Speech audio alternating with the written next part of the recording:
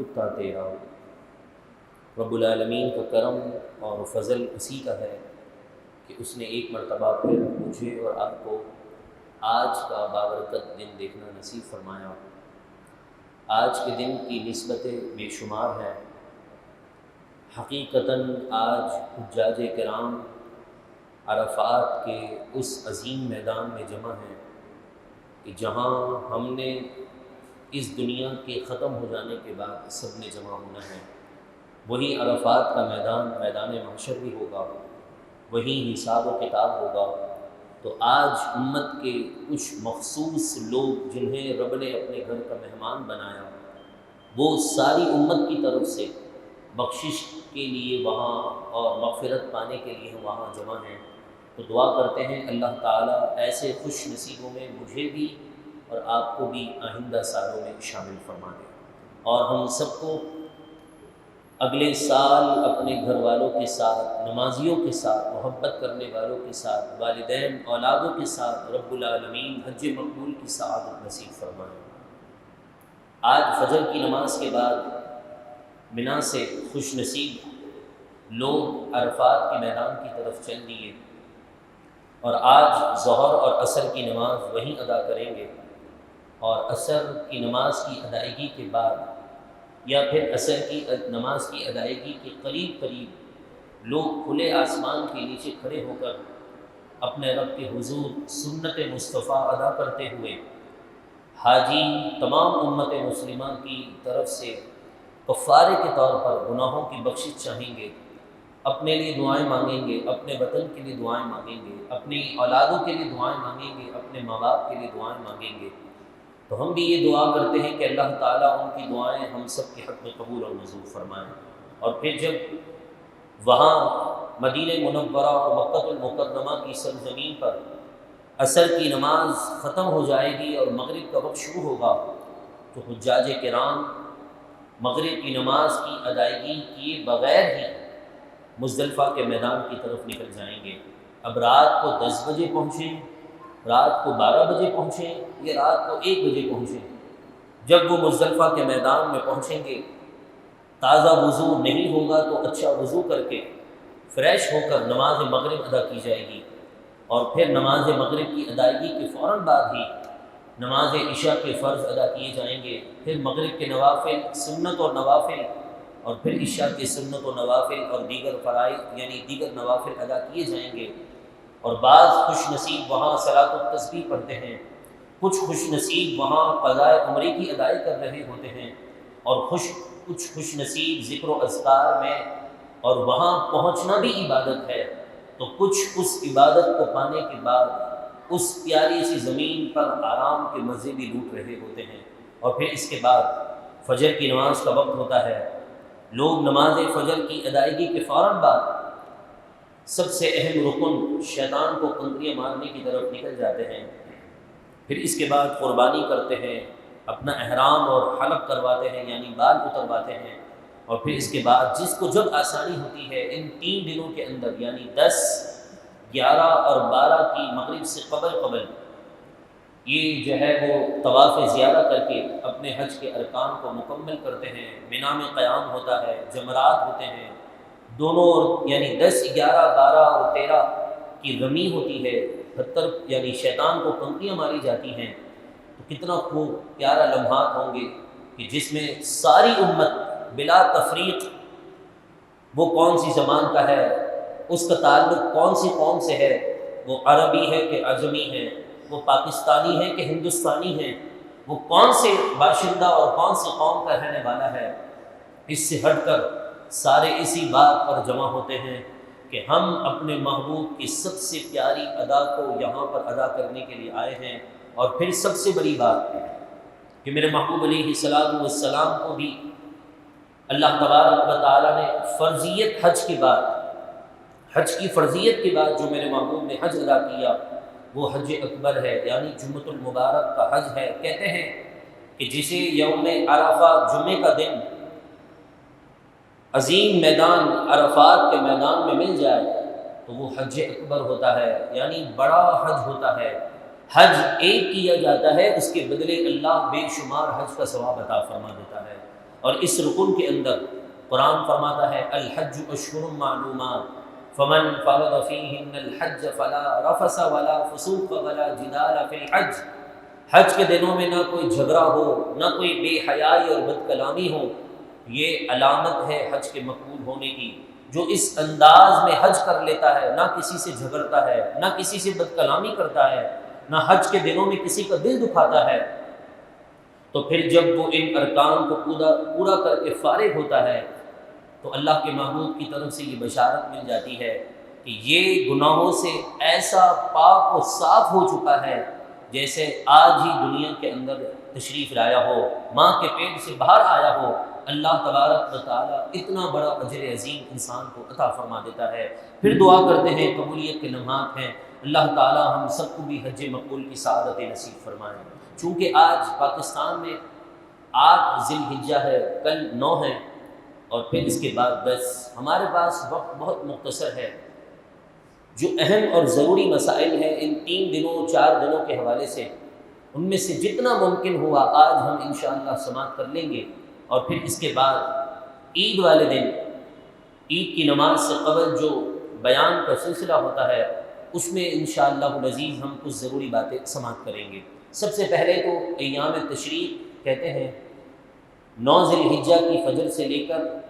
13 ذی الحجہ کی عصر کی نماز سمیت ایک خاص تکبیر پڑھی جاتی ہے نماز فرض کی ادائیگی کے بعد بلند آواز سے، اور یہ حکم مرد حضرات کے لیے ہے۔ وہ تکبیر کیا ہے؟ اللہ اکبر اللہ اکبر، لا الہ الا اللہ واللہ اکبر، اللہ اکبر اللہ اکبر وللہ الحمد۔ یہ تکبیر کل کی نماز فجر کے بعد سے شروع ہوں گی تو چوتھے دن عید کی نماز عصر سمیت یہ تکبیرات ادا کی جائیں گی۔ اور اگر خواتین گھر میں نماز ادا کریں تو وہ دھیمی آواز میں کہ اپنے ہی کان خود سن لیں، اتنی آواز کے ساتھ یہ تکبیر پڑھیں گی 1 سے 3 تا عدد، لیکن علماء نے 3 کو مخصوص کر دیا ہے۔ فرض نماز کے بعد یہ تکبیرات ہر فرض نماز کے بعد پڑھی جائیں گی، اور پھر ایام تشریق ہی کے اندر میرے محبوب علیہ السلام کے فرمان کے مطابق قربانی ہے، یعنی جب عید کی نماز ادا کر لی جائے اور پھر اس کے بعد اللہ تبارک و تعالیٰ کا نام لیتے ہوئے ہر مخصوص جانور کے مخصوص حصوں پہ ان شریکوں کے نام کو سامنے رکھتے ہوئے، اور جو رسول اللہ صلی اللہ علیہ وسلم نے دعا سکھائی ہے کہ انی وجہت وجہی للذی، آخر تک اس دعا کو پڑھ لینے کے بعد جانور کے جو ہے وہ گلے پر چھری پھیری جائے گی۔ یہ تو اہم مختصر سی بات ہے، مگر سب سے اہم بات یہ ہے کہ جو شخص اس دن کے اندر طاقت ہونے کے باوجود بھی قربانی نہیں کرتا، اللہ کے محبوب علیہ السلام کا اس کے لیے بہت سخت فرمان ہے۔ عقید و جہاں صلی اللہ علیہ وسلم نے فرمایا، حضرت ابو ہریرہ اس حدیث کے راوی ہیں، آپ فرماتے ہیں جس شخص میں طاقت ہو اور وہ قربانی نہ کرے، میرے محبوب نے اس کے لیے یہ بات ارشاد فرمائی کہ وہ ہماری عیدگاہ کے قریب بھی نہ آئے۔ یعنی عیدگاہ کے قریب آنے کا مقصد کیا ہے، مطلب کیا ہے کہ وہ عیدگاہ کے قریب بھی نہ آئیں؟ مطلب یہ ہے کہ جہاں لاکھوں لوگ، جہاں بے شمار اللہ تبارک و تعالیٰ کی نورانی مخلوق آمین کی صدائیں بلند کر رہی ہوں گی، ان نمازیوں کی دعاؤں پر فرشتے آمین کہہ رہے ہوں گے، رب کی رحمتوں کا نزول ہو رہا ہوگا، برکتیں تقسیم ہو رہی ہوں گی، لوگ ایک دوسرے کو عید کی خوشیاں بانٹ رہے ہوں گے، اس کے اندر بھی اس کو شریک ہونے کا اور رب کی رحمت کو پانے کا حق نہیں جو طاقت ہونے کے باوجود قربانی نہ کر پائے۔ آج ہم یہ بات سوچ لیں کہ اللہ تعالیٰ نے مال دیا ہے تو اس کی راہ میں مال خرچ کرنے سے پیسہ کم نہیں ہوتا ہے، بلکہ اس کے اندر اور اضافہ ہوتا ہے۔ آپ آزما کر دیکھیے، ایک دیں گے، قرآن کے فرمان کے مطابق اللہ تعالیٰ اس کو 700 دگنا آپ کو عطا فرما دے گا۔ ثواب کا ذخیرہ الگ ہے، اور اس کے بدلے میں رب العالمین آپ کو مال کتنا عطا کرے گا جتنا آپ کا اخلاص ہوگا۔ تیسرا پارہ ہے، اللہ کا کلام سورہ بقرہ میں فرماتا ہے واللہ یضاعف لمن یشاء، اللہ تبارک و تعالیٰ جس کے لیے چاہے اور بڑھا کر دے دے۔ تو اب ہم اس معاملے کو سمجھ لیں، اور سوال یہ ہے کہ قربانی واجب کس پر ہوتی ہے؟ قربانی واجب ہونے کی بہت سی باتیں ہیں، جس کا خلاصہ یہ ہے کہ کچھ شرائط ہیں، کچھ باتیں ہیں۔ مسلمان ہونا، ہر عاقل ذی شعور مسلمان پر قربانی واجب ہے۔ مقیم ہونا، مسافر پر قربانی نہیں ہے۔ اور جو شخص صاحب نصاب ہو کہ جس کے اوپر صدقہ فطر کی رقم واجب ہے، تو وہ شخص جو ہے وہ قربانی کرے گا، اور نہ کرنے والا اس وعید کا مستحق بن جائے گا۔ اور وہ شخص جو آزاد ہے، جس طرح ہم آزاد ہیں، غلامی کی زندگی ہماری ہے نہیں، وہ غلامی جو آج دنیا کے اندر بڑے زور و شور سے شور مچایا جا رہا ہے، اس غلامی کی بات نہیں ہو رہی۔ رسول اللہ کے زمانے میں کچھ لوگ بازاروں میں بکے جاتے تھے، تبھی ہر مسئلے کے کفارے کے اندر یہ بات تھی کہ غلام کو آزاد کرو، کنیزوں کو آزاد کرو، تاکہ غلامی کی زندگی ختم ہو جائے اور لوگ اپنی زندگی خود متعین کر سکیں اور اپنے لیے راہیں آسان کر سکیں۔ تو فرمایا آزاد پر قربانی ہے۔ اور پھر مرد اور عورت جن کے پاس نصاب کی ملکیت کا مال، یعنی نصاب کی ملکیت کی اماؤنٹ یا کرنسی موجود ہو، جو تقریباً آج کے پاکستانی آج کے دن کے حساب سے 1,20,000 کے قریب، یعنی آپ سمجھ لیجئے کہ 1 سے سوا کے درمیان جس کے پاس مال نصاب موجود ہے، سونا چاندی کی رقم میں ہو، بینک میں بیلنس ہو، یا پھر کوئی ایسی چیز جو ضروریات سے زائد ہو انسان کے پاس موجود ہو، اس کے اوپر قربانی واجب ہو جاتی ہے۔ اور پھر اس بات کو بھی یاد رکھیں کہ گائے کے اندر 7 حصے ہیں، اونٹ کے اندر 7 حصے ہیں، اور گائے سے ملتی جلتی جتنی جنسیں ہیں، بیل ہے، بھینس وغیرہ ہے، اس کے اندر 7 افراد شریک ہو سکتے ہیں۔ اسی طرح اونٹ کے اندر بھی 7 حصے ہیں، اور ان کی عمریں بسا اوقات یہاں پر ہمارے لوگ جا کر غلطی کر بیٹھتے ہیں اور یہ سمجھتے ہیں کہ 2 دانت ہونا یہ ضروری ہے۔ 2 دانت ہونا ضروری نہیں ہے۔ 2 دانت ہونا اس بات کی علامت ہے کہ یہ جانور 2 سال کا ہو چکا ہے۔ بسا اوقات ہمارے گھروں میں بھی بچے ہوتے ہیں، کبھی کبھی چلنا جلدی سیکھ جاتے ہیں، کبھی کبھی بولنا جلدی سیکھ جاتے ہیں، کبھی کبھی دانت جلدی نکال دیتے ہیں، کبھی کبھی باتیں جلدی شروع کر دیتے ہیں۔ تو اسی طرح یہ نظام اللہ تبارک و تعالیٰ نے جانوروں میں بھی رکھا ہے کہ کچھ اپنی عمر کو پہنچ جاتے ہیں مگر دانت نہیں نکال پاتے، اور کچھ ایسے ہوتے ہیں جو عمر سے پہلے دانت نکال لیتے ہیں۔ دانت کا 2 ہونا یہ اندر 7 حصے ہیں، اونٹ کے اندر 7 حصے ہیں، اور گائے سے ملتی جلتی جتنی جنسیں ہیں، بیل ہے، بھینس وغیرہ ہے، اس کے اندر 7 افراد شریک ہو سکتے ہیں۔ اسی طرح اونٹ کے اندر بھی 7 حصے ہیں، اور ان کی عمریں بسا اوقات یہاں پر ہمارے لوگ جا کر غلطی کر بیٹھتے ہیں اور یہ سمجھتے ہیں کہ 2 دانت ہونا یہ ضروری ہے۔ 2 دانت ہونا ضروری نہیں ہے۔ 2 دانت ہونا اس بات کی علامت ہے کہ یہ جانور 2 سال کا ہو چکا ہے۔ بسا اوقات ہمارے گھروں میں بھی بچے ہوتے ہیں، کبھی کبھی چلنا جلدی سیکھ جاتے ہیں، کبھی کبھی بولنا جلدی سیکھ جاتے ہیں، کبھی کبھی دانت جلدی نکال دیتے ہیں، کبھی کبھی باتیں جلدی شروع کر دیتے ہیں۔ تو اسی طرح یہ نظام اللہ تبارک و تعالیٰ نے جانوروں میں بھی رکھا ہے کہ کچھ اپنی عمر کو پہنچ جاتے ہیں مگر دانت نہیں نکال پاتے، اور کچھ ایسے ہوتے ہیں جو عمر سے پہلے دانت نکال لیتے ہیں۔ دانت کا 2 ہونا یہ قربانی کے لیے ضروری نہیں مگر علامت ضرور ہے کہ یہ جانور 2 سال کے قریب ہو چکا ہے۔ اگر کسی بھینس، گائے، بیل، بچڑا، بچیا یہ 2 سال سے کم ہے تو اس کی قربانی نہیں ہوگی۔ 20 ماہ کا ہے، 18 ماہ کا ہے، 19 ماہ کا ہے، 21 ماہ کا ہے۔ اب آپ کہیں گے ہمیں کیسے پتہ چلے گا کہ یہ 20 ماہ کا ہے کہ 21 ماہ کا ہے؟ مگر آج تجربے کار دنیا میں شوقین حضرات بھی ایسے ہیں جنہیں اس بات کا علم ہے کہ وہ جانور کو دیکھ کے پہچان لیتے ہیں کہ اس کی عمر کتنی ہے۔ اور دانت کو دیکھا جاتا ہے تو بسا اوقات بیپاری جو حضرات ہوتے ہیں، جانور کو بیچنے والے، وہ اپنا مال بیچنے کے لیے سامنے والے کی قربانی داؤ پہ لگا دیتے ہیں، وہ نقلی دانت لگا دیتے ہیں۔ جس طرح آپ نے دیکھا ہوگا سوشل میڈیا، فیس بک اور اس طرح کی جو سوشل نیٹ ورکس ہیں، اس کے اندر نقلی دانت کی گائیں بھی، جانور بھی پائے جا رہے ہیں۔ آپ کو کنفرم ہو آپ کے اپنے بارے میں، آپ کے اپنے کسی دوست کے گیسٹ ہاؤس کے اندر یا پھر فارم ہاؤس کے اندر وہاں جانور پل رہا ہے اور اس بات کا علم ہے کہ یہ 2 سال کا ہو چکا ہے مگر اس کے دانت نہیں، تو آپ کو پتہ ہے کہ یہ 2 سال کا کنفرم ہے، تو آپ اس کی قربانی کر سکتے ہیں، یہ آپ کے لیے قربانی ہو جائے گی، گرچہ اس کے دانت آئے بھی نہ ہو، ایک بھی دانت نہ آیا ہو۔ مگر یہ ہمارے لوگ اکثر علماء کرام کو بات بار بار کال کر کے واٹس ایپ کر کے پوچھ رہے ہوتے ہیں حضرت اس کے 2 دانت نکل آئے کیا کرنا چاہیے، اس کے 2 دانت نکلے نہیں، 1 دانت نکالا ہے۔ دانت کا ہونا یہ شرط نہیں ہے قربانی کے لیے، ہاں دانت کا ہونا علامت ضرور ہے کہ یہ گائے یا بیل یا یہ بچڑا یا بچیا 2 سال کے قریب کی عمر کو پہنچ چکی ہے۔ ہمارے لوگ 2 دانت کو ہی سمجھ رہے ہوتے ہیں، حالانکہ ان جانوروں کے اندر یعنی گائے وغیرہ کے اندر 2 سال کی عمر شرط ہے، بکرا ہے یا دھمبا ہے وہ تقریباً 1 سال کا ہونا چاہیے، لیکن اس کے اندر شریعت نے ایک چھوٹ رکھی ہے کہ ایک ایسا بکرا یا بکری یا دھمبا یا دھمبی جو 8 مہینے 9 مہینے کے قریب ہو اور دکھنے میں سال کے برابر لگتا ہو تو ایسے بکرے اور دھمبے کی قربانی ہو سکتی ہے۔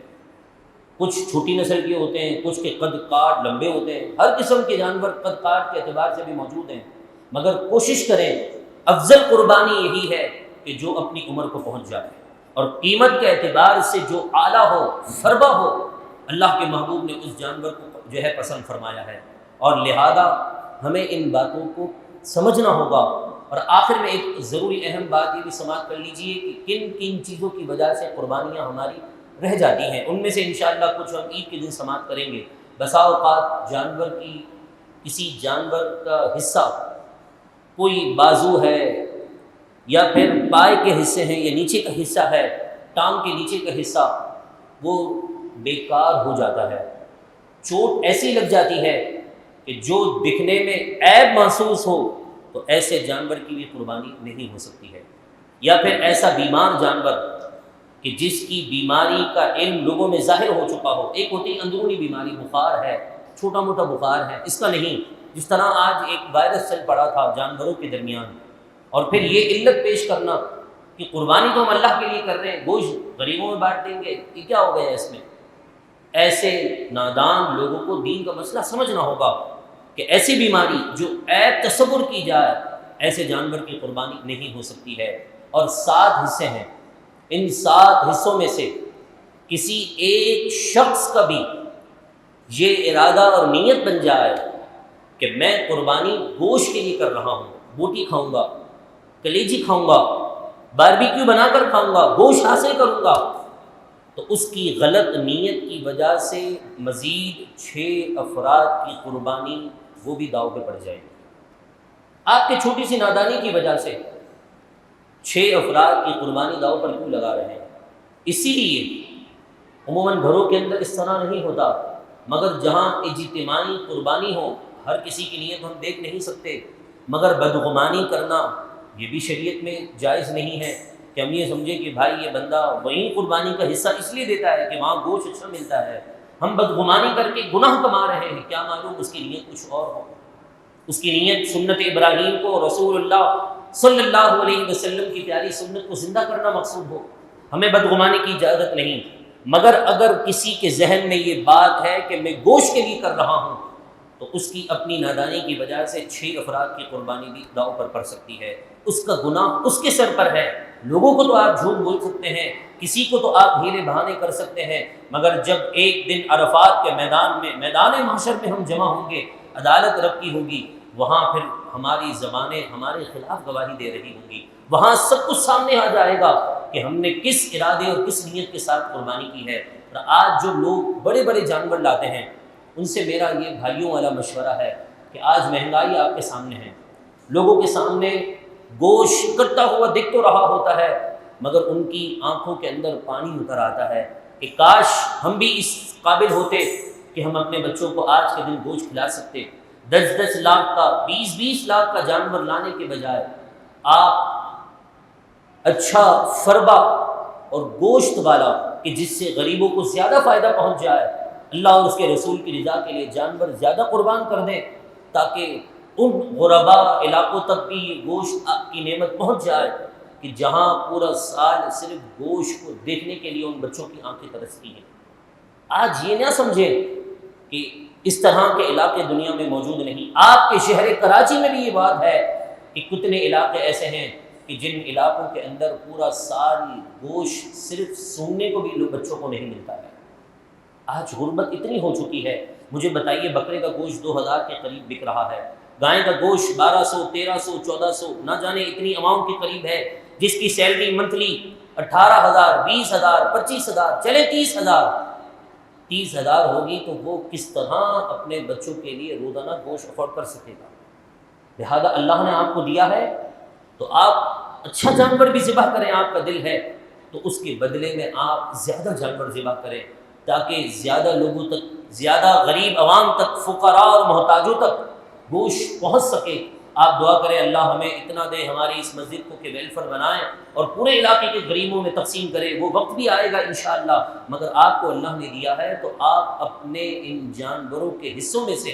گوشت غریبوں کے اندر زیادہ تقسیم ضرور کریں، اور پہلا حق آپ کے اپنے رشتہ داروں کا ہے، پڑوسیوں کا ہے، اور پھر آپ محلے محلے جا کر بانٹیں۔ اور پھر شریعت کا یہ مسئلہ بھی سماعت کر لیجیے کہ جب ایک انسان قربانی کر لیتا ہے نا تو اس کے 3 حصے کرنے چاہیے، اسے پورے گوشت کے 3 حصے، یعنی 33 ایک طرف، 33 ایک طرف، 33% ایک طرف۔ اس میں کوئی ناپ تول فکس ضروری نہیں، اندازے کے مطابق ایک حصہ اپنے گھر کے لیے مخصوص کر لیں، ایک حصہ رشتہ داروں میں تقسیم کر دیں، اور ایک حصہ غریبوں میں، اور جو مسجد میں کام کرنے والے خادمین ہیں ان تک پہنچائیں، اپنے علاقے کے غریبوں تک پہنچائیں۔ اور اگر اللہ نے آپ کو اتنا دیا ہے کہ آپ پورا سال خود مارکیٹ سے، بازار سے گوشت خرید کر کے کھا سکتے ہیں، اپنی اولاد کو کھلا سکتے ہیں، تو آپ اپنا حصہ بھی غریبوں کے لیے وقف کر دیں۔ اور پھر دیکھیے گا آپ جو کھا کر سکون پائیں گے نا، وہ بھی مزہ اپنا ہے، مگر کسی کو کھلا کر کسی بچے کی چہرے پر مسکراہٹ اور اس کے آنکھوں میں جو محبت بھرا پیغام ہوگا، وہ جو ایک محبت کے ساتھ آپ کو دیکھ کر دل سے دعا دے گا، اس کو دیکھنے کے بعد آپ کے کلیجے اور آپ کی روح کو بھی ٹھنڈک پہنچ جائے گی۔ آخر میں ایک بات اور ضروری بھی سماعت کر لیجیے کہ ہمارے یہاں پر عموماً یہ غلطی بھی بہت کی جاتی ہے کہ لوگ جانور کو ذبح کرنے کے بعد اس کی جو منڈی ہوتی ہے، آپ لوگ سری کہتے ہیں، نہ جانے اسی طرح کی کوئی گفتگو ہوتی ہے، ہم منڈی کہتے ہیں، سری ہو یا منڈی ہو، روڈوں پر اس طرح پھینک دی جاتی ہے۔ آپ نے اگر کسی کے لیے قربانی دی، مال خرچ کیا، اسے آپ نے جا کر کوئی تحفہ دیا، اور کل کو وہ تحفہ روڈوں پر جو ہے وہ ایسے ہی ادھر سے ادھر لوگوں کے پاؤں میں آتا ہوا نظر آئے گا، مجھے بتائیے آپ نے تو صرف جان سے کیا یا مال سے کیا، آپ کے دل پر کیا گزر رہی ہوگی؟ اور اس قربانی کے جس کے بارے میں رسول اللہ نے فرمایا کہ اس کے خون کے باہر قطرہ زمین پر گرنے سے پہلے اللہ تبارک و تعالیٰ اس قربانی کرنے والے کی بخشش اور مغفرت فرما دیتا ہے۔ وہ جو ہمارے لیے گناہوں کا کفارہ بن رہا ہے،